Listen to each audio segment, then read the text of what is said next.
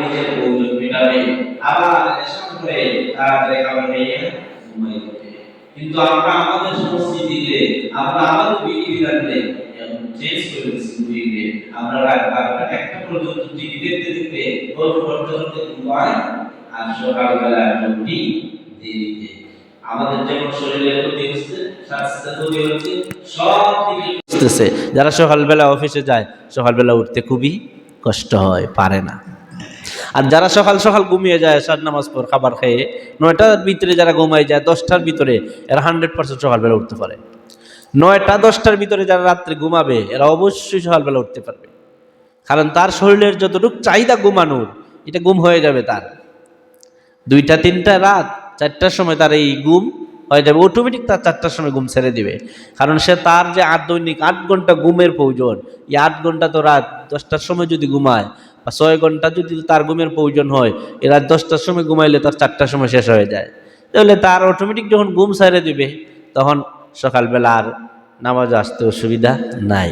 তবে ঘুম ছাড়ে আমাদের মুসলমান সবারই, কিন্তু আমরা আসতে রাজি না। আর সামনে তো আসছে আরো আপনার শীতের মৌসুম, তখন আমাদের ইমানি পরীক্ষাটা আরো বহু গুণে বেড়ে যায়। এত কষ্টের মধ্যে কিভাবে যাব মসজিদে? হুজুরে যতই ওয়াজ করুক, আর মুয়াজ্জিনে মাইকের মধ্যে যতই বলুক আসসালাতু খায়রুম মিনান নাওম, ঘুমের চাইতে নামাজ ভালো, এগুলা আর বাস্তবতায় মিল নাই। আমি তো দেখতেছি আমার লেফের তলে তাকাটা, ওই খুব আরাম লাগতেছে, খুব ভালো লাগতেছে। এদিকে মুয়াজ্জিনে বলে আসসালাতু খায়রুম মিনান নাওম, মুয়াজ্জিনে ডাক দেয় হাইয়া আলাস সালাহ, নামাজের জন্য আসো, হাইয়া আলাল ফালাহ, কল্যাণের জন্য আসো, আসসালাতু খায়রুম মিনান নাওম, ঘুমের চাইতে নামাজ ভালো। এইভাবে মুয়াজ্জিন ডাকতেছে, আর ওই লোক ঘুমের মধ্যে তাকে বলতেছে না, আমার তো লেফের তলে তাকা দেখা যায় আরাম লাগতেছে, আমার শরীরে একটু ভালো লাগতেছে, কারণ ঠান্ডা। এই প্রচুর ঠান্ডার মধ্যে কি লেফটা সরানো তো সহজ কথা? এই লেপটাকে লাথি মেরে ফেলে নামাজে মসজিদে আসা কি এত সহজ কথা? আর সহজ ইমানের ব্যাপার, সম্ভব নয়।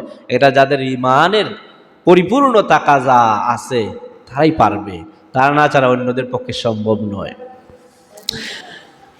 তো আসুন আমরা এই নামাজ যদি কায়েম করি, তাহলে আমাদের শুধু বাহ্যিক, আমাদের শুধু পরকালের ওয়াজ না, নামাজ নামাজ আপনাকে সুস্থতা রাখতে সাহায্য করে। এখন ডাক্তার, বিজ্ঞানিকরা, এখন জ্ঞানীগুণীরা বলে যে নামাজ বেশি পড়েন, সেজদার সময় বেশি সেজদার থাকেন, তাহলে আপনার ব্রেইন পরিষ্কার হয়। ব্রেইনের মধ্যে এক ধরনের একটা আলতাবায়ু আছে, এটা নামাজ যখন পড়ে, নামাজের পর যেভাবে একজন ইমানদার মুমিন ব্যক্তি নামাজ পড়লে পর তার ব্রেইন স্মরণ শক্তি বাড়ে, অন্য সময় এতটুক বাড়ে না। আর সিজদায় অবনত হওয়ার পর তার সমস্ত শরীরের রক্ত চলাচল ব্রেইনের সাথে যেভাবে একটা দাগ কাকায় গিয়া, এটা অন্য সময় খায় না। এই জন্য নামাজ পড়লে যদি কেউ ফরাত বয়, ফরাটা বিশেষ মনে থাকে। আর এটা আমি বাস্তবে পরীক্ষা করে দেখছি যে না, ঠিকই আছে। আমিও শুনেছি একজন ডাক্তারের কাছে কথা, শুনে দেখলাম বাস্তবে পরীক্ষা করে, না দেখি ঠিক আছে। অন্য সময় 10 মিনিট পড়লে যে ফরা মুখস্থ হয়, নামাজ পড়ে গিয়ে 5 মিনিট পড়লে এই ফরা মুখস্থ হয়ে যায়। তাইলে লাভ হইছে না লস হইছে? লাভ হইছে। তা আমরা লাভও নাই কেন?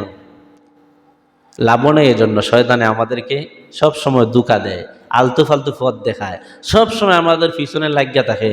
তা আমাদেরকেও বুঝতে হবে যে আমাকে যখন এই মুয়াজ্জিন বলল হাইয়া আলাস সালাহ, হাইয়া আলাল ফালাহ, কল্যাণের দিকে আসো, নামাজের দিকে আসো, তখন আমি কল্যাণের দিকে না এসে আমি কেন অন্যদিকে যাই? সুতরাং বুঝতে হবে আমাকে এখন শয়তানে ধোঁকা দিচ্ছে।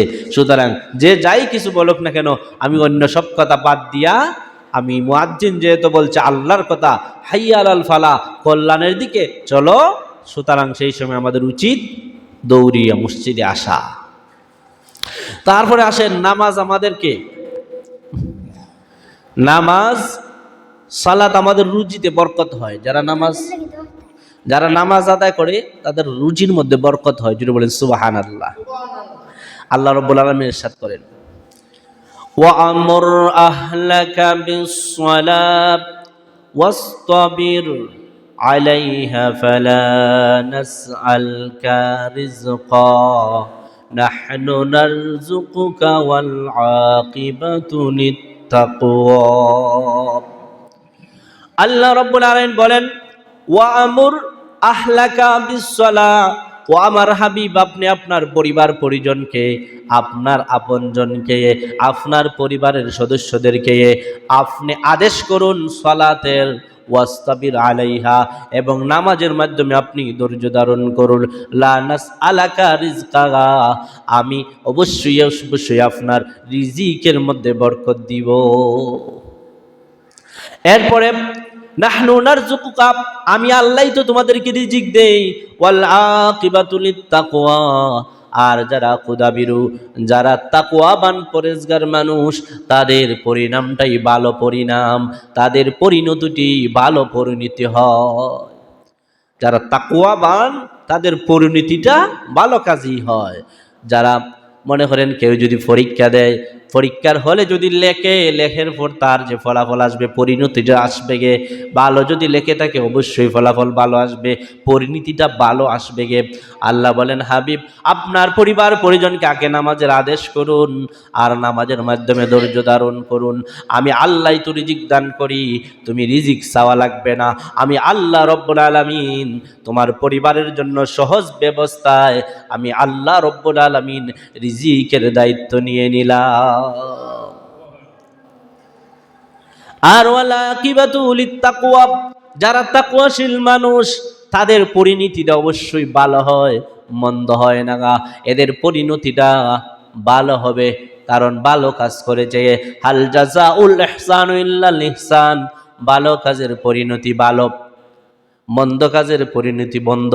আল্লাহ বলেন, হাল জাযাউল ইহসানু ইল্লাল ইহসান, ভালো কাজের পরিণতি ভালো ছাড়া আর কি হতে পারে, মানে ভালো কাজের পরিণতি ভালোই হয়। তাহলে নামাজের মাধ্যমে আমাদেরকে আমাদের রুজির মধ্যে আমরা যে যে কাজ করি না কেন, সেই কাজের মধ্যে, সেই রুজির জন্যই তো আমরা কাজ করি। আপনি ফসল লাগান মাঠের মধ্যে, আপনি গাছ লাগান, আপনি চাকরি করেন, আপনি ব্যবসা বাণিজ্য করেন, আপনি যেই কাজই করেন, মূল উদ্দেশ্য তো আমার রিজিক আসতে হবে। তাহলে এই রিজিকে যদি বরকত চাই, তাহলে আমাদেরকে কি করতে হবে? নামাজ কায়েম করতে হবে। নামাজ কায়েম করে আল্লাহর কাছে সাহায্য চান। আল্লাহ বলেন, অবশ্যই আমি সাহায্য দিব, সেই রিজিকের মধ্যে আমি বরকত দিব।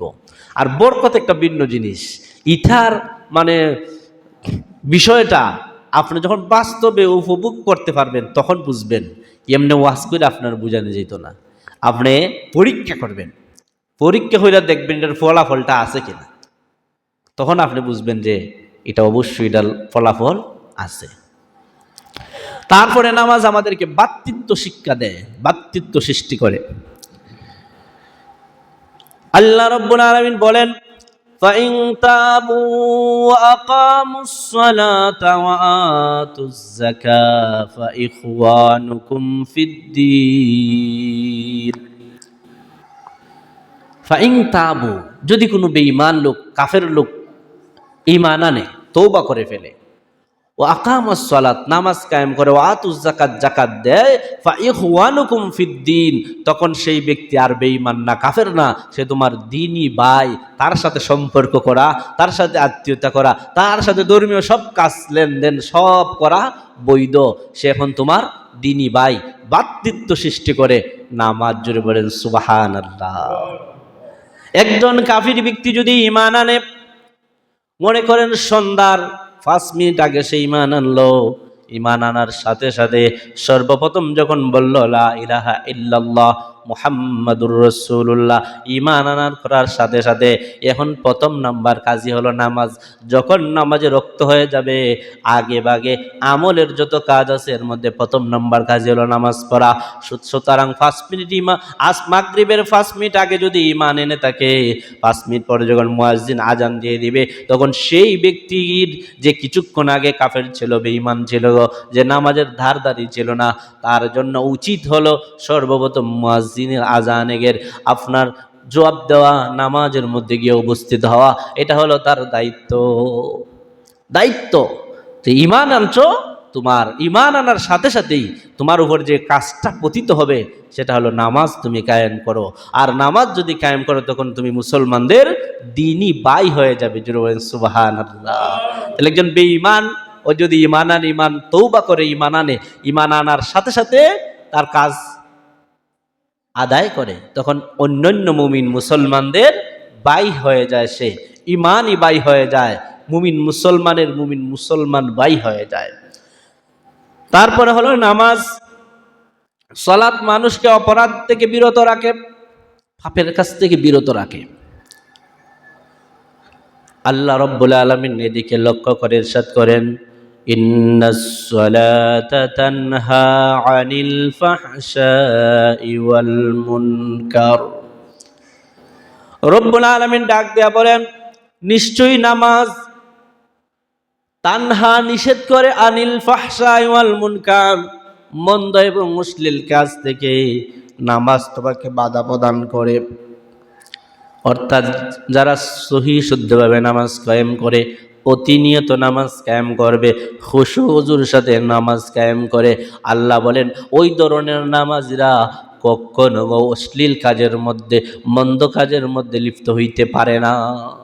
এটা আল্লাহর সার্টিফিকেট। কিন্তু আমরা তো সমাজের মধ্যে ভিন্নতাও দেখি, অনেক নামাজি বান্দাও অপরাধের কাজ করে।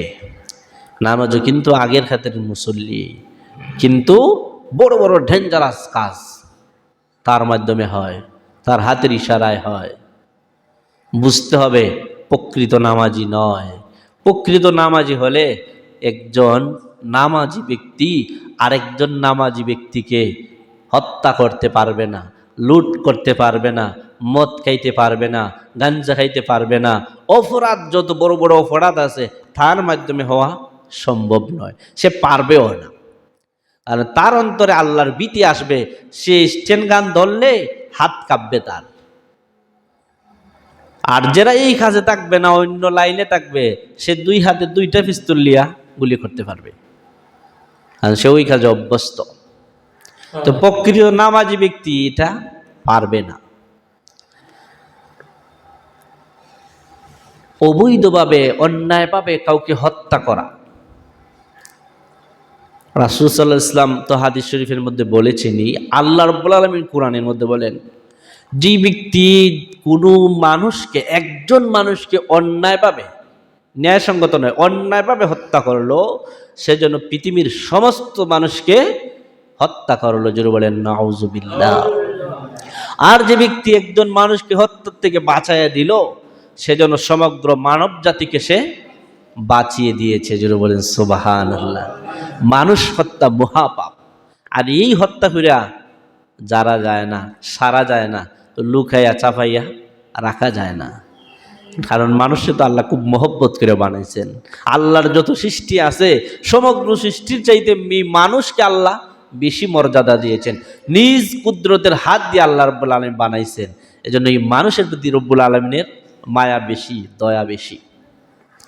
সেদিকে যাব না, তো বলছিলাম নামাজ আমাদের কি করে, অন্যের কাছ থেকে বিরত রাখে।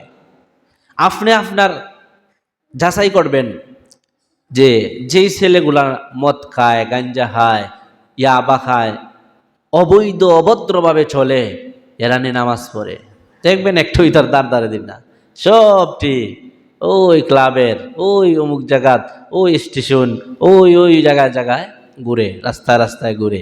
এই তার ভালো মানুষের সাথে সম্পর্ক নাই, কোনো সমাজের ভালো মানুষের সাথে এগুলার সম্পর্ক নাই, কোনো ভালো লোকের সাথেও তার চলাফেরা নাই, আছে শুধু ফালতু লোকের সাথে চলাফেরা, আছে শুধু সব খারাপ লোক, দুষ্ট লোকের সাথে চলাফেরা। যার কারণে নামাজও তো আইতো দূরের কথা, আরো খারাপ কাজে তার উৎসাহিত হয়, বন্ধু বান্ধবের মাধ্যমে আরো খারাপ কাজে সে লিপ্ত হইতে সহজ হয়। তো আল্লাহ যে জায়গা বলছেন নামাজ মানুষকে অপরাধের কাছ থেকে বাঁচায়, অবশ্যই বাঁচায়, বা তার বিবেক হইল বাধা দেয় তুমি এই কাজটা করিও না।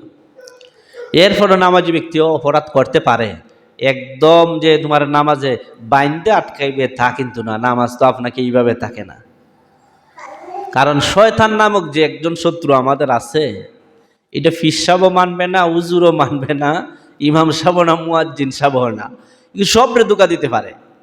একমাত্র মুহাম্মাদুর রাসূলুল্লাহ ব্যতীত সমস্তকে ধোঁকা দিতে সে পারে। সে আপনি আমার রোগের শিরায় উপশিরায় চলতে পারে, তাকে আল্লাহ সেই ক্ষমতা দিয়েছেন। এজন্য অনেক সময় ইমাম সাহেবেরও নামাজের মধ্যে 4 রাকাত পড়ছি না 2 রাকাত পড়ছি পেস লাগি যায় কি। কারণ এই শয়তান বেটায় আপনাকে নামাজের মধ্যে, হাদিস শরীফের মধ্যে এসে শয়তানে যখন নামাজের মধ্যে দাঁড়ান আপনাকে বলে উজকুর কাজা, উজকুর কাজা, উজকুর কাজা। বাংলা হইলো এটা স্মরণ কর, এটা স্মরণ কর, এটা স্মরণ কর, মানে তোর পরিবারের কথা স্মরণ কর, তোর চাকরির কথা স্মরণ কর, তোর ব্যবসার কথা স্মরণ কর, মানে তোমার যে জিনিস বাইরের নামাজের বাইরের যা আছে উজকুর কাজা, উজকুর কাজা, উজকুর কাজা, এটা দিলের মধ্যে ওয়াসওয়াসা দিতে থাকে। এটা স্মরণ খরচ না হলে, এটা স্মরণ খরচ না হলে, বাজার হতে গেছলে বেড়ালে তো 20টা বেশি দিয়ে আইসোস, ব্যাগ তো ফালাই আইসোস, এই বিভিন্নতা আপনার নামাজের মধ্যে আইলে এটা স্মরণ করে দেয়। এই জন্য ইমাম সাহেবের অনেক সময় ভুল হয়। কারণ এই যে শয়তান নামক যে লোক একটা অস্তিত্ব আল্লাহ দিয়া দিছেন, তাকে আল্লাহ সব জায়গায় প্রবেশ করার ক্ষমতা দিয়ে দিছেন, সে পারে। তো যারা বুঝে আপনা আমাকে আল্লাহ সেই সুযোগ দিয়েছেন, যখন শয়তান আপনাকে ওয়াসওয়াসা দিবে আপনি বুঝতে পারবেন, আপনার সাথে সাথে ফিরে আসেন, আপনার নামাজ ফুল, কোনো সমস্যা নাই। আল্লাহ বলেন তোমাকে তো হে ডিস্টার্ব করবে আমি জানি, সমস্যা নাই, তুমি ফিরে চলে আসো। তুমি শয়তানের ওয়াসওয়াসায় পড়ে অপরাধের কাজ করে ফেলেছো, সমস্যা নাই। আল্লাহ রব্বুল আলামিন বলেন তুমি চলে আসো, ফিরে তওবা করে ফেলো, আমি রব্বুল আলামিন আমার রহমত দিয়ে তোমাকে রহমতের কুলে তুলে নিব, তোমার অপরাধ মাফ করে দিব। কারণ তুমি বান্দাকে তো আমি বানাইছি নিসওয়ান থেকে, ভুল থেকে, তোমার ভুল হবেই, এটা আমি রব্বুল আলামিন জানি। মা যেমন জানে সন্তানে ভুল করে, দেখবেন লাঠি দিয়া ফিডায়, আবার সন্ধ্যাবেলা ঠিক ওই সন্তান যখন বড় যায়, যত দুষ্ট হোক বাপরে লুকাইয়া কিন্তু ওই মা ওই বাদ দেয়, ছেলের খাওয়ায়। কারণ মা জানে ভালো করে ওই সন্তান এটা দুষ্টামি হরুই, বয়সের সমস্যা, বিভিন্ন কারণে দুষ্টামি হরবই, তাকে শাসন কইরা মানায় টেনে এই চলতে হবে। আল্লাহ রাব্বুল আলামিন জানেন বান্দা ভুল করবেই, সেই বান্দাকে ভুল থেকে শুদ্ধ হওয়া আসার জন্য আল্লাহ তওবার ব্যবস্থা করে দিয়েছেন, নামাজের ব্যবস্থা করে দিয়েছেন, ইবাদত বন্দেগীর ব্যবস্থা করে দিয়েছেন, দেয়া বলছেন বান্দা এগুলা করো, তোমার জীবনে তুমি অপরাধ করবে এটা আমি জানি, তোমার সৃষ্টিগত এটা একটা নেচার রয়েছে, মানুষের সৃষ্টিগত নেচার রয়েছে আল্লাহর নাশুকরিয়া করা। যেই আল্লাহ তাকে সব কিছু দিয়েছেন, একটা শ্বাস প্রশ্বাস থেকে দইরা যা যা প্রয়োজন এ টু জেড আল্লাহ দিয়েছেন। এরপরও মানুষের স্বভাবগত একটা থিওরি হলো, মানুষের স্বভাবগত একটা নেচার হলো সেই আল্লাহর নাশুকরিয়া জ্ঞাপন করবে, সেই আল্লাহর অকৃতজ্ঞ হয়ে যাবে, আল্লাহর প্রতি তার শুকরিয়াটা আসবে না, এটা মানুষে করবে, এটা আল্লাহ বুঝেন। তারপর আল্লাহ রাব্বুল আলামিন মানুষকে দয়া দিয়ে আল্লাহ বলেন সাবাকাত রাহমাতি আলা গাযাবি, আমার গজব তোমাদের কাছে যাওয়ার আগে আগে আমার রহমত তোমাদের কাছে আগে যায়। এজন্য আমি তো রহমান এবং রাহিম, সেই রহমান এবং রাহিম থাকার কারণে আমার রহমত গজব যখন আসে তখন আগে আমার রহমত যায়। কদিন আগে শিলাবৃষ্টি হইল, যদি ডাইরেক্ট ফাত্তর পড়া শুরু হইতো, মনে করেন কতজন আমরা অ্যাক্সিডেন্ট হইলাম না হাম্মাগ্রামে, শুধু হসপিটাল অনেক ভর্তি হইলাম না। কিন্তু আগে সরাসরি শিলাবৃষ্টি আসে নাই, আগে বাতাস আসছে, তারপরে আসছে বৃষ্টি, আস্তে আস্তে বৃষ্টি, আস্তে আস্তে শিলাবৃষ্টি। কি বুঝলেন? যদি এই ধরনের না হইয়া সরাসরি হঠাৎ করে শুরু হয়ে যেত শিলাবৃষ্টি, রাস্তাঘাটে দোকানপাটে খেলাফিলায় যারা ছিল যে অবস্থায়, কিরম অবস্থা হইতো? যে ধরনের ফোর্সে গাছগাছালির যে অবস্থা হইছে, টিন টুন ভাইঙ্গা ভিতরে ঢুকছে, আপনার আমার ফল রাস্তা দেখলো না। এই জন্য আল্লাহ বলেন সাবাকাত রাহমাতি আলা গাযাবি, আমার গজব তোমাদের কাছে যাওয়ার আগে আগে আমি রব্বুল আলামিনের রহমত তোমাদের কাছে আগে যায়, গিয়া সতর্ক করে এখনো বান্দা অপরাধটা সাইরা দে, ভালো পথে চলে আয়, ভালো পথে চলে আয়, এটা আদেশ করে, এটা সুসংবাদ দেয়। এরপরে যখন বান্দা আসেই না, তখন আমার গজব নাজিল হতে থাকে। আমরা কিন্তু এটা বুঝতে রাজি না, আমরা এটা বুঝতে ব্রেইন খাটাইতেও রাজি না, একটু চিন্তা করতেও রাজি না যে আমার ভুল হইতেছে কোনো জায়গার মধ্যে, না হইলে এই ধরনের হওয়ার কথা না। হে ভুল হবে, এটা সবার ভুল হবে, ইমাম সাহেব বলেন, মুয়াজ্জিন বলেন, মুসল্লি বলেন, ভুল হবেই আমাদের। ভুল হইলে কি হচ্ছে, আল্লাহ তো ব্যবস্থা দিচ্ছেন যে তুমি ভুল হবে, শুধরানির ব্যবস্থা আছে, তুমি চলে আসো, আমি তোমাকে রহমত দিয়ে মায়া করব, আমরা চলে আসতে হবে। তো নামাজ আমাদেরকে অপরাধ থেকে বিরত রাখে। তারপরে নামাজের আরেকটা কোয়ালিটি হলো নামাজ আমাদেরকে নম্রতা শিক্ষা দেয়, বিনয়ী বানায়, নম্র বানায়, ভদ্র বানায়। আল্লাহ রাব্বুল আলামিন ইরশাদ করেন হাফিজু আলাস সালাতি ওয়াস সালাতিল উসতা وقوموا لله قانتين। আল্লাহ রাব্বুল আলামিন ডাক দিয়ে বলেন, হাফিজু আলাস সালাত, তোমরা নামাজকে হেফাজত করো, সংরক্ষণ করো, ছেড়ে দিও না, সংরক্ষণ করে ধরে রাখো। ওয়াসসালাতুল উস্তা, আল্লাহ বিশেষ করে একটা নামাজের কথা বলেছেন, ওয়াসসালাতুল উস্তা, মধ্যবর্তী নামাজ। মধ্যবর্তী কোন নামাজ? কেউ কেউ বলেছেন আসরের নামাজ, অধিকাংশ মুহাদ্দিসিন মুফাসসিরিন বলেছেন আসরের নামাজ, আর কেউ কেউ বলেন না, দিন এবং রাতের মধ্যখানে একটা নামাজ পড়া হয়, এটা হলো ফজরের নামাজ। আবার কেউ কেউ বলেছেন মাগরিবের নামাজ। যেই নামাজ হোক, অধিকাংশ মুহাদ্দিস মুফাসসির বলেছেন আসরের নামাজ। 5 ওয়াক্ত নামাজের মধ্যে এদিকে 2 এদিকে 2, মধ্যখানে হলো আসর। 5 ওয়াক্তের মধ্যে তাহলে আসরের নামাজ আল্লাহ আদেশ করেছেন যে তোমরা আসরের নামাজটাকে হেফাজত করো, এটা হলো মধ্যবর্তী নামাজ। আর ওয়াকুমু লিল্লাহি কানিতিন, তোমরা আল্লাহর সামনে বিনয়ীভাবে নামাজে দাঁড়াও। বিনয়ীভাবে কি? নামাজে দাঁড়া। তাহলে খোল্লা আসমানে দিছাইয়া ফ্যান ফ্যান খোড়া সিটে গন্থাম নামাজও দাঁড়াইয়া, না খোল্লা নিচ দিয়ে থাকতো? বলেন নিচে দিয়ে থাকতো। ওয়াকুমু লিল্লাহি কানিতিন, তোমরা নামাজে দণ্ডায়মান হও বিনয়ী হয়ে। তো বিনয়ী হইতে কেমনে হয়? বিনয়ী হইতে গেলে আপনি দেখবেন ম্যাজিস্ট্রেটের সামনে যখন, বিচারকের সামনে আসামি যখন উঠে, তখন হাত জোর হইরা এভাবে উঠে, মানে বিনয়ী, বুঝতেছে স্যার আপনারা আমি মানি, বুঝাইতে চাচ্ছে যে আমি স্যার মানি আপনারে, আপনার অঙ্গভঙ্গি দ্বারাই বুঝাইতে চাচ্ছেন আমি মানি স্যার আপনাকে। আপনার নামাজে যখন দাঁড়াবেন, আল্লাহ বলেন যে তুমি বিনয়ী হয়ে দাঁড়াও, নামাজে হাতটা এভাবে বান্ধিয়া যেখানে সিজদা দিবা এখানে তাকাইয়া দাঁড়াও। আল্লাহকে বুঝাইতেছ, আল্লাহ আমি বলতেছি কি, এটা পরের কথা, আমার যে অঙ্গভঙ্গি, আমি হাত জোর হইরা প্রথম তো খানো দুইর একবারে সোজা হইয়া, একবার সিজদার দিকে তাকাইয়া, একবারে অবর্ণিত হইয়া, এদিক সেদিক না তাকাইয়া, ফ্যান খড়া আছে এটা না গন্যা, একদম মাটির দিকে তাকাইয়া আমি বিনয়ী হইয়া তোমার সামনে দাঁড়াইলাম। আল্লাহ বলেন তখনই আমার বান্দার প্রতি রহমত আরম্ভ হয়। জুড়ে বলেন সুবহানাল্লাহ। না আমরা কি পড়ি পাবে?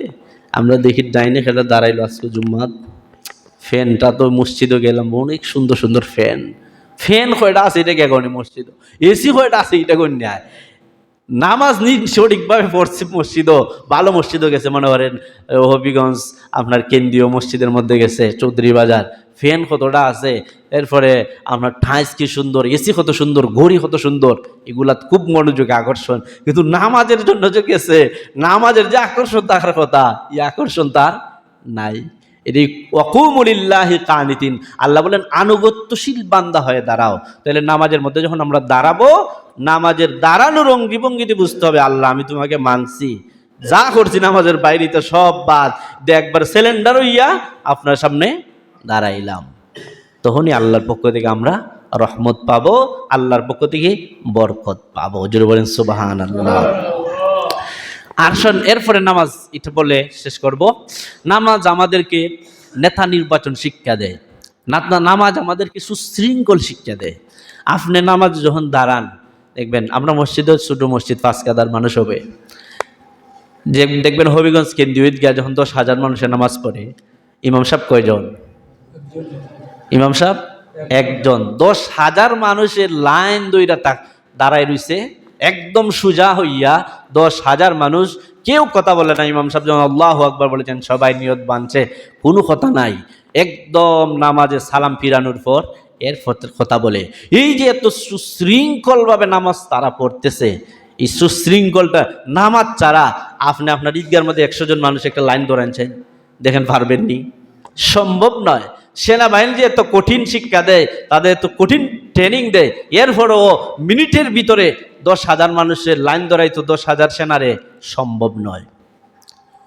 কিন্তু নামাজ আপনাকে এমন একটা শৃঙ্খলা শিক্ষা দেয় যে ইমাম সাহেব যখন বলেছেন আল্লাহু আকবার, আর এদিক সেদিক তাকানো যাবে না, নিয়ত বান্ধে লিখিব, টাস করে আল্লাহু আকবার, 1 মিনিটের ভিতরে 10,000 মানুষ প্রস্তুত। বলেন সুবহানাল্লাহ। এই বছর যে আপনার কাতারের মধ্যে বিশ্বকাপ হইল, ফুটবল বিশ্বকাপ, এই কাতার দেশের মধ্যে যারা ইউরোপিয়ানরা আসছিল, কাতার দেশ আইন করছে আমার দেশের মধ্যে কোনো মদ গাঞ্জা খাওয়া চলবে না, 3-4 দিন আগে আইন করে ফেলাইছে। এখন তারা তো পড়ছে বিপদ, তারা তো মদ গাঞ্জা না রাত দিন উপায় না। তখন তারা কি করবো, তারা চেষ্টা করেছিল কেন যেন বিশ্বকাপ না হয়। পরবর্তীতে তারা সুযোগ দুবাইতে করে দেওয়া হয়েছে। এরা রাত খেলার সময় খেলা দেখছে, আর নেশার সময় ও দুবাই গিয়ে খাইয়া আবার খেলার সময় খেলা দেখছে। এই সময় যখন মসজিদে আজান হইতো, মসজিদের আজান শুনে অনেক ইউরোপিয়ানরা মসজিদে যে মুসল্লি নামাজ পড়ে এত সৌন্দর্য দেখিয়া আর আজান শুনে ওই অনেক মুসলমান হয়েছে। ইসলামের যে সৌন্দর্য, ইসলামের যে মহামানবতা, ইসলামের যে আদর্শ, এটা আমরা আসলে সত্যিকার যে মানুষের কাছে উপস্থাপন করতে পারি না সৌন্দর্যভাবে। যদি সৌন্দর্যভাবে উপস্থাপন করতে পারতাম তারা লাঠি ফিটানি লাগলো না। আমাদের সৌন্দর্যতা দেখেই মানুষ আমাদের ধর্মের দিকে অটোমেটিক চলে আসতো। কিন্তু আমাদের সব দিকে এখন ধ্বংস হয়ে গেছে। সৌন্দর্যতা তো দেখানির দ্বার কাছে ওই নাই। আমরা বহু দূর চলে গেছি, মূল থেকে আমরা অনেক দূরে চলে গেছি। মুসলিম বিশ্ব তে ইসলামের এই সৌন্দর্য মাত্র একটা আজান আর নামাজ। তারা ভিডিও করে, নেট দুনিয়া বাইরে লইছে, তারা ভিডিও করে, আজান ভিডিও করে, নামাজ দিয়ে পরে মুসলমানরা ভিডিও করে এত সুন্দর সুন্দর দেখিয়া তারা বলে যে এত সুন্দর তাদের ধর্ম, এত সুন্দর তাদের নামাজের জন্য তারা ডাকে। এই আদর্শ দেখিয়া, এই সৌন্দর্যতা দেখেও অনেক মুসলমান হয়ে গেছে। ইসলাম ধর্মের যে সৌন্দর্যতা, ইসলাম ধর্মের যে আদর্শ, এটা আমরা সুন্দরভাবে মানুষের কাছে উপস্থাপন করতে আমাদের ভুল হচ্ছে। এই জন্য আমরা পারতেছি না, কোনোভাবে পারতেছি না। তো আসুন যে নামাজ আমাদেরকে সুশৃঙ্খল বানায়, নামাজ আমাদেরকে নেতা নির্বাচন শিক্ষা দেয়। একজন ইমামের পিছনে 10,000 মানুষ নামাজ পড়ে, 10,000 মানুষ একজন ইমাম সাহেব যখন বলে সামি আল্লাহু লিমান হামিদা, 10,000 মানুষ একসাথে দাঁড়ায়। একজন ইমাম সাহেব যখন বলে রুকুতে যাওয়ার জন্য আল্লাহু আকবার, সবাই রুকুতে চলে যায়। যখন আল্লাহু আকবার বলে সিজদাতে যায়, সবাই 10,000 মানুষ একইভাবে যায়। এই যে একটা নিয়ম শৃঙ্খলা, সবাই একদম অক্ষরে অক্ষরে পালন করতেছে। এটা সেনাবাহিনী এত কঠিন প্রশিক্ষণ নেওয়ার পরও পারে না। এই যে পারে, এটা একমাত্র কারণ হলো এটা আল্লাহর বিধান পালন করার জন্য সব মানুষ এসেছে। এটা ইমাম সাহেবের বিধান পালন করার জন্য কেন কেউ আসে নাই। ইমাম সাহেব ইমাম হিসাবে তার দায়িত্ব পালন করে। এই জন্য ইমাম সাহেবের মুসল্লি যারা হয় তারা সেই ইমামকে অনুসরণ করে। আবার ইমাম সাহেব যদি নামাজের মধ্যে ভুল করে ফেলে, এটাও বিধান আছে। ইমাম সাহেব নামাজের মধ্যে এক জায়গায় ভুল করলো, আপনি সুবহানাল্লাহ বলবেন প্রথমবার। ইমাম সাহেব যদি শুদ্ধ না হয়, না ইমাম সাহেব ভুল করেই যাইতেছে, আপনি আবার বলবেন সুবহানাল্লাহ। যদি ইমাম সাহেব দ্বিতীয়বারও ঠিক না হয়, তৃতীয়বার বলবেন সুবহানাল্লাহ। যদি ইমাম সাহেব তৃতীয়বারও ঠিক না হয়, ইমাম সাহেবের জায়গাত মুয়াজ্জিনের উচিত ইমাম সাহেবকে টান দিয়ে পিছনে নিয়া মুয়াজ্জিন ইমামের জায়গাত আইসা নামাজ পড়ানো। নামাজের ভিতরে এটা জায়েজ, এটা হলো মাসালা যে ইমাম সাহেব নামাজের ভিতরে মনে করেন এমন অসুস্থ হয়ে গেছেন, নামাজ কে পড়াবে? বাকি নামাজটা পড়াবে কে? ইমাম সাহেব ভুল করতেছেন, বারবারই ভুল করতেছেন। বারবার ভুল করলে আর তাকে ইমাম রাখা যায় না। একবার ভুল করলে তাকে সংশোধন করার নিয়ম আছে। 2বার ভুল করলে নামাজের মধ্যে ইমাম সাহেব তাকে সংশোধন দেওয়ার বিধান আছে। 3বার ভুল করলে আর সেই ইমামকে ইমামের জায়গায় রাখার বিধান নাই। মুয়াজ্জিনের উপর ওয়াজিব হলো সেই ইমামকে টান দিয়ে দইরা পিছনে আইন না, সেই জায়গা দিয়া মুয়াজ্জিনে ইমামতি করা। কারণ তুমি আর ইমামের উপযুক্ত নয়। 1বার ভুল করেছো, 2বার ভুল করেছো, 3বার তোমাকে সুযোগ দেওয়া যাবে না। নামাজের ভিতরেই মুয়াজ্জিনের ওয়াজিব, ইমাম সাহেব পিছনে চলে যান, আর সামনে থাকার যোগ্যতা আপনার নাই, পিছনে যান। এখন আমি নামাজ পড়াবো, বাকি নামাজ মুয়াজ্জিনে পড়াবে। এটা হলো ইমামের এবং মুয়াজ্জিনের এই দায়িত্ব। তাহলে নামাজের ভিতরে যদি একজন ইমাম সাহেব 3বার ভুল করলে পর ইমামতির মধ্যে রাখা যায় না। একজন চেয়ারম্যান সাহেব বারে চুরি করে, গম চুরির ধরা খাওয়া যায়, হেরে বারে চেয়ারম্যান বানানো যায়। আপনি আমার বিভাগ কই গেছে? এই জন্য তো আমরা সব ধ্বংস। একজন ইমাম সাহেব মাত্র হামুয়া গ্রামের ইমাম সাহেব মনে করেন এখানে 1500 বুট আছে, এর বেশি না। আর মেম্বার সাহেব কতখানের ইমাম সাহেব জানেন? 4টা গ্রামের 4 ফন্ডং 45 না, 4 ফন্ডং 60 তাহলে 6000 মানুষের নেতৃত্ব দিবে যে, তাহলে সেই ইমাম সাহেবটা কি আমার থেকে হইতিব না আর বড় সড় হইতিব? সব দিকে যোগ্যতা সম্পন্ন হইতিব না আরো সবচেয়ে অযোগ্যতা সম্পন্ন হইতিব? আরো যোগ্যতা সম্পন্ন হইতিব। এটা হামুয়া মসজিদের ইমামের মতো হইলে হবে না। এটা শুধু মোটো ইমাম সাহেব, এটা আরো যোগ্যতা সম্পন্ন হইতিব। তার আমল, আখলাক, চাল চরিত্র, উঠা বসা, লেনদেন, কথাবার্তা যা আছে সব হইতেইব স্বচ্ছ পুত পবিত্র। তাহলে না আপনি পুত পবিত্র পাইতেন। গম আয় যদি 10 কেজি ধরলেন না আপনি 9 কেজি হইলেও পাইতেন, না হলে কেমনে আপনি পাইবেন? আয় 10 কেজি, আপনি তো 2 কেজি পাইবেন। কারণ আপনার মসজিদের ইমাম নির্বাচন করার ক্ষেত্রে আপনি যেভাবে নির্বাচন করেছেন যাচাই বাছাই কইরা, এইভাবে ওই নেতাকে নির্বাচন করেন নাই, করেছেন আলতু ফালতু অদমালি খদমালি রে। তাহলে আপনি আশা করেন কেমনে? আর কারণও আছে, আমরা আগে দোষী, এরা দোষী না। দোষী আগে আমরা। কারণ বুটের সময় যখন আছে 500 টাকা হইলে আমি বিক্রি হয়ে যাই গা। ঈদের সময় গরু বিক্রি হয় 60-70 হাজার, আর নির্বাচন আসলে আমি বিক্রি হয়ে যাই 500 টাকায়, 1000 টাকা বিক্রি হইয়া এমদিনাতে হেমদি দৌড়ি, এমদিনাতে হেমদি দৌড়ি। তখন আমাদের আকল বিবেক নষ্ট হয়ে যায়। তো যে ব্যক্তি তার বাবার জমিন 1 কের বিক্রি হইয়া 5 লাখ টাকা ব্যয় হইয়া মেম্বার হয়েছে, মাত্র মাসে 4,500 টাকা বেতন পায়, ইমাম সাহেব যদি আর কম মাসিক সম্মানী, হে বেড়া বাপের 6 লাখ টাকার জমি বিক্রি হয়ে মেম্বারি করছে। আপনারা যে আগে 6 লাখ টাকা উড়াইছে, এটা কি তার ওহন শ্বশুর বাড়ি থেকে আনবনি? তা কেমনে পূরণ করবো? ওই এমনেটাই হেমনে। তাহলে আগে আমরা নষ্ট হইছি, এই জন্য আমরা নেতা নষ্ট হইছে। আমরা যদি স্বচ্ছ হইতাম, আমাদের নেতাও স্বচ্ছ হইত। আপনি নামাজে আসছেন, ইমাম সাহেব যদি বারবার নামাজের মধ্যে ভুল করেন, বলবেন দরকার নাই ইমাম সাহেব পাল্টান, ঠিক না? না বলবেন না ইমাম সাহেব গাঞ্জা খান, ডাকবেন না আপনারা? ইমাম সাহেব সিগারেট খাই লইতে বলে ইমাম সাহেব সিগারেট খায় খেতা, আপনি কিন্তু দিনে রাইতে 2 প্যাকেট খান, আর ইমাম সাহেব মাঝে মাঝে 1-2টা খায়। কি ইমাম সাহেব তো সিগারেট খাইতো, বাস্তবতা যেটা। কারণ ইমাম সাহেবের শান না এটা। ইমাম সাহেব কাজ করতো কেন? কারণ এটার মধ্যে দুর্গন্ধ আছে। এই সামান্য একটা সিগারেট খাওয়ার জন্য আপনি ভুল ধরতে পারেন ইমাম সাহেব রে। আর যারা বড় বড় অপরাধ করে তারে ভুল ধরতে পারেন না? তো কেন পারেন না? যে আপনি যে ওই নির্বাচনের সময় আসলে 500 টাকা বিক্রি হয়েছে গিয়ান, এই 500 টাকা বিক্রি হইয়া কিন্তু আপনার সমাজ, দেশ, পরিবার সব নষ্ট করেন। তা আগে আমরা নষ্ট হই, তারপরে আমাদের নেতারা নষ্ট হয়। নেতারা আগে নষ্ট হয় না। আমরা যদি ইমাম সাহেবের মতন 3 বার ভুল করছেন, আপনি পিছনে চলে যান, আপনার ইমামতির টাকার যোগ্য নয়, ঠিক তেমনিভাবে আমরাও যদি পাল্টাইতাম, তাহলে এরাও সোজা হইতো। কিন্তু আমরার দোষ। আসুক সেদিকে আমি যাচ্ছি না। তো নামাজ আমাদেরকে নেতা নির্বাচন শিক্ষা দেয়। ইমাম, মসজিদের ইমামের জন্য যেভাবে, মসজিদের জন্য যেভাবে একজন সঠিক নেতা, একজন ইমাম রাখতে আমরা সব দিক দেখি, তার লেখাপড়া নিয়ে আছে, তার যোগ্যতা নিয়ে আছে, সে কারি সাহেব কিনা, সে মুফতি সাহেব কিনা, একটু লম্বা নি না, পেটটাও একটু মুড়া আছে কিনা, বডি বাড়াও ঠিক আছে, হুজুরের কণ্ঠটা নিয়েও ঠিক আছে, এটাও দেখি না? সব দেখে আমরা ইমাম সাহেব রাখি। এটা মাত্র আহম্মগ্রামের ইমাম সাহেব। আর আমরা যখন একটা ওয়ার্ডের ইমাম সাহেব বানাই, একটা ইউনিয়নের ইমাম সাহেব বানাই, একটা এমপি বানাই, তখন তার উপরে পায়, আমাদের হবিগঞ্জ জেলায় আছে পায় 23.5 লাখ মানুষ। ইমাম কয়জন? 4 জন ইমাম। 4 জন এমপি মানে 4 জন ইমাম। এই 23.5 লাখ মানুষের দায়িত্ব এই 4 জন মানুষের হাতে। তাহলে এই 4 জন মানুষকে কি আমরা উপযুক্ত বানাইতে পারছি? পারি নাইতে তো আমরা কাছে আইব কেমনে? এটা তো ফতে চাইবই।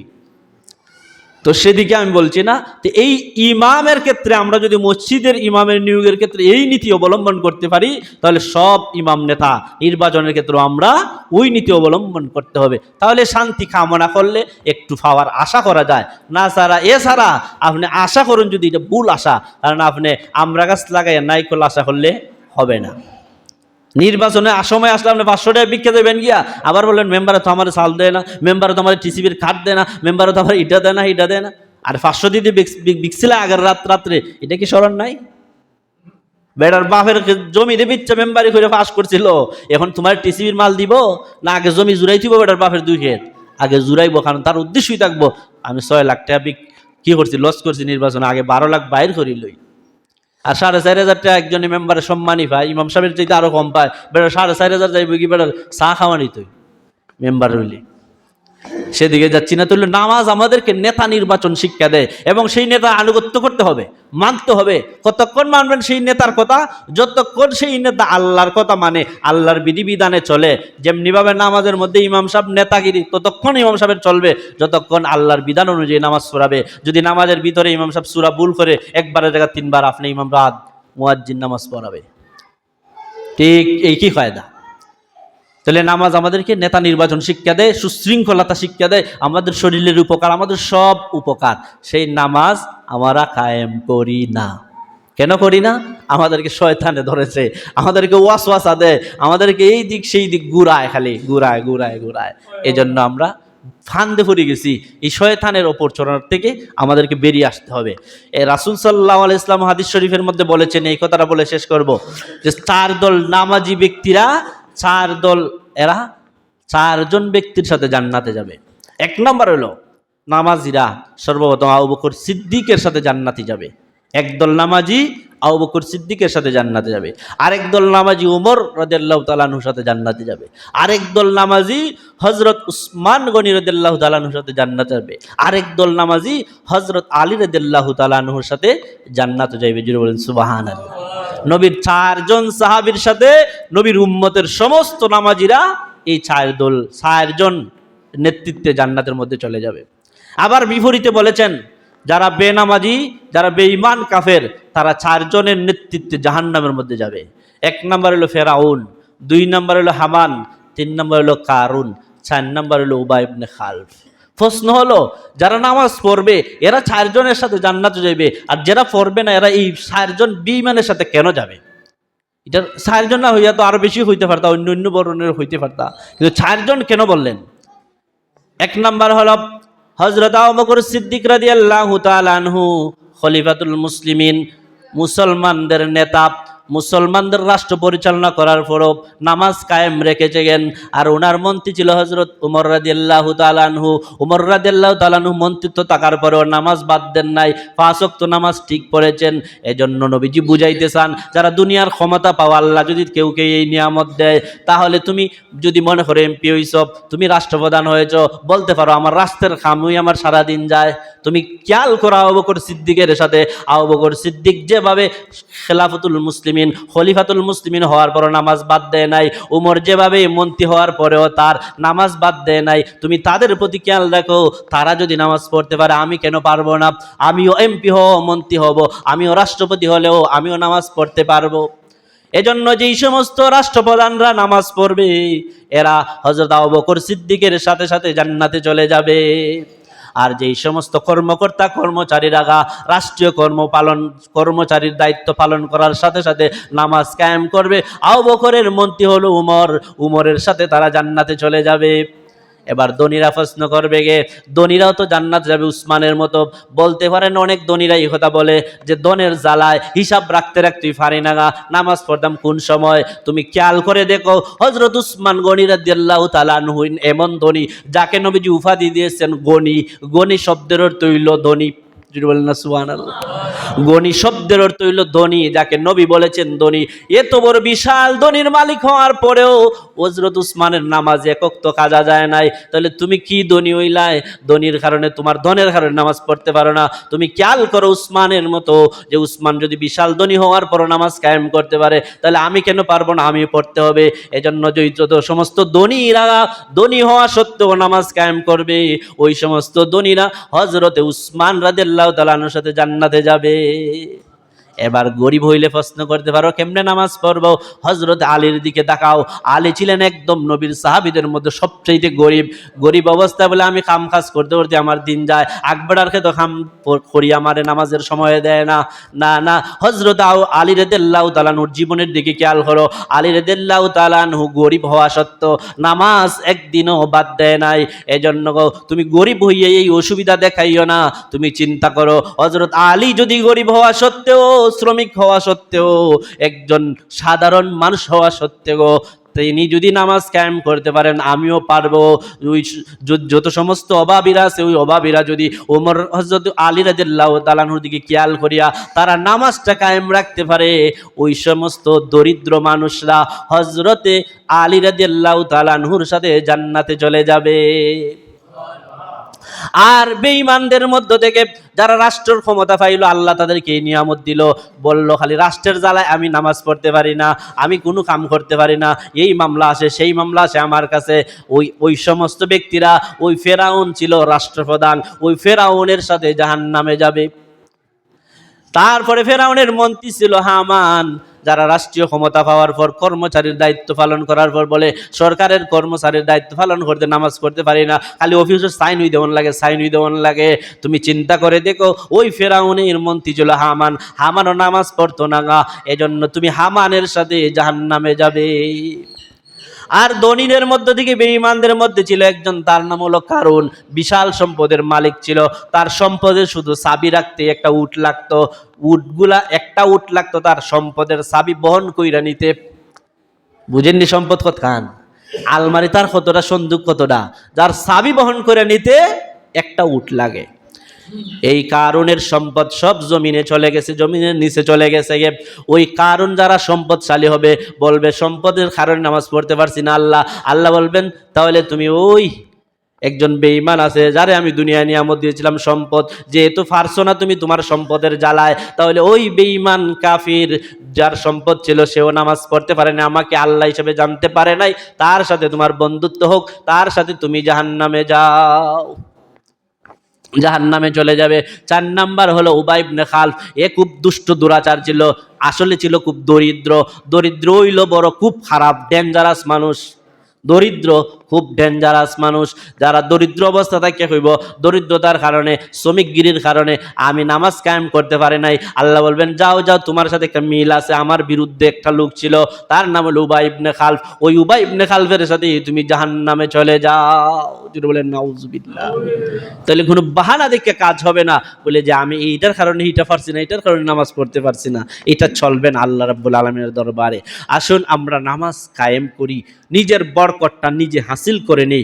আল্লাহ রাব্বুল আলামিন যেন আমাদেরকে নামাজ কায়েম করার তৌফিক দান করেন, সকল আল্লাহুম্মা আমিন।